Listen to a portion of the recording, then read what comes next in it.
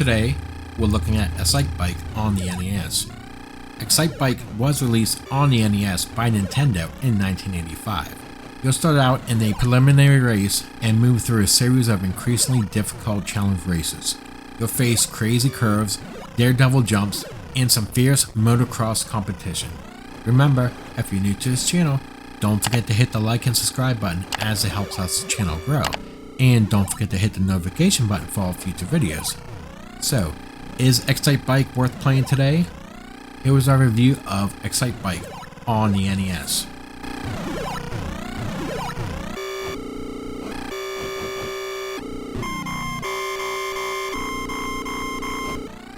Now, there's no story to this game.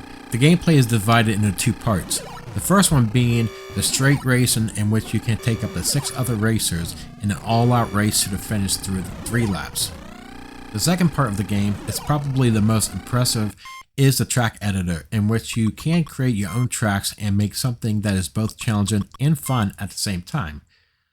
Through the track editor, you can create huge ramps and jumps that will propel you through the air, and put straightaway pieces and turbo boosters that will propel you to the finish line.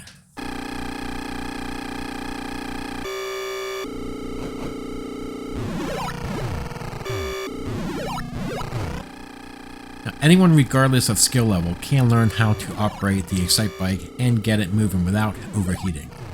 You may move your bike through the track's straightaway sections by pressing the gas button and the turbo buttons. You'll discover that the game adds another control element on the leaps and enormous ramps, where you must learn how to land on your back wheel and avoid colliding and burning on impact. This makes the game a little more challenging because you have to learn how to respond to various scenarios and not overuse your turbo button.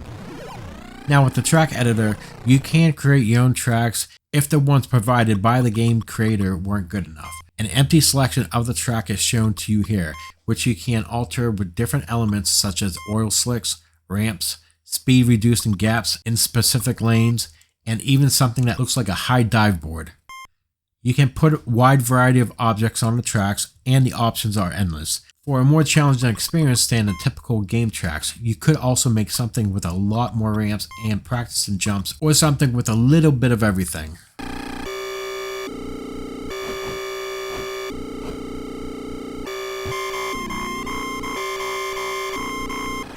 Even though Excitebike has some good graphics, many of the early NES games had much better graphics. There were shadows on every hill, your biker would run back to the bike after falling, arms fluttering from side to side, and even the cameraman on the grass would follow you as you passed. The best way to determine your level was to look at the colors of the various levels, which occasionally cause eye strain, such as a lime green level. Your little man jumping up and down after completing a level is an amazing animation, especially on an early NES game.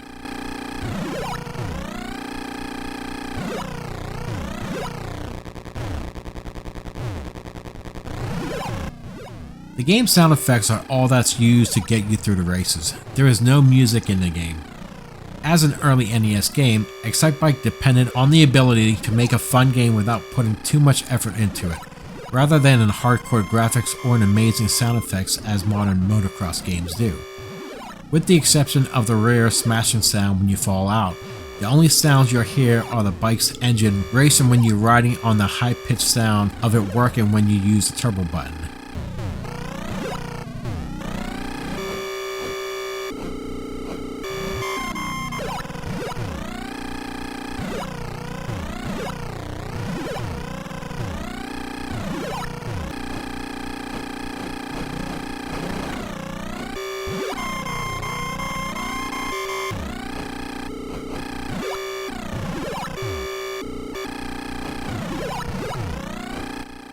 So, is Excitebike worth playing today? Overall, Excitebike is still a fun game. That is generally one of the icons that helped shape Nintendo into what it is now. Given a variety of track customization possibilities and challenge that to be discovered, you may find hundreds of hours of replay time only with the track editor, and if you practice enough, you can easily beat the game on the toughest setting. A game like this should always have a place in every NES owner who enjoys collecting video games. I still have fun with this game, and I would highly recommend this. Excitebike for the NES. is getting a 7.5 out of 10. What did you think about Excitebike for the NES? Please leave comments below to share your thoughts. That would do it for this episode. Remember to like and subscribe if you like this review. Thank you for watching, and I'll see you here in the next episode. Have a great day.